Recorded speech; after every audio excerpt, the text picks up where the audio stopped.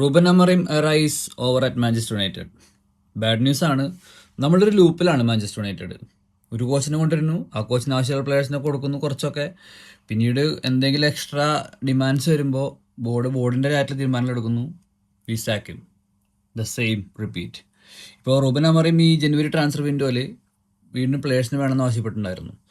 അത് കൊടുക്കാൻ ബോർഡ് തയ്യാറല്ല. കാരണം ബോർഡിൻ്റെ പ്ലാൻസ് എല്ലാം ഇനി മെയിൻ ട്രാൻസ്ഫർ വിൻഡോയിലേക്കാണ്. പക്ഷേ അറ്റ് പ്രസൻറ്റ് നമുക്ക് പ്ലെയേഴ്സ് ഇല്ല. മെയിൻ പ്ലെയേഴ്സ് എല്ലാം ഇഞ്ചേർഡ് ആണ്. ഓഫ് പ്ലെയേഴ്സ് ഇല്ല. അതെല്ലാം ടീമിൻ്റെ പെർഫോമൻസിനെ ബാധിക്കുന്നുണ്ട്. പക്ഷേ ബോർഡും കോച്ചും തമ്മിലുള്ള സിറ്റുവേഷൻ നല്ലതല്ല. അതാണ് മെയിൻ റീസണായിട്ട് പറയണേ. സോ ഇനി വരാൻ പോണത് ഇപ്പോൾ ഡാരൻ ഫ്ലെച്ചറാണ്. യുണൈറ്റഡിൻ്റെ DNA അറിയുന്ന പ്ലെയറാണ് ആസ് എ ഇൻ്ററിം മാനേജർ. അപ്പോൾ എങ്ങനെയാണ് കാര്യങ്ങൾ പോകണമെന്ന് നമുക്ക് നോക്കാം. ഈ ഒരു കാര്യത്തിൽ ആഴ്സണൽ സമ്മതിക്കണം. കാരണം they are keeping the managers for long time.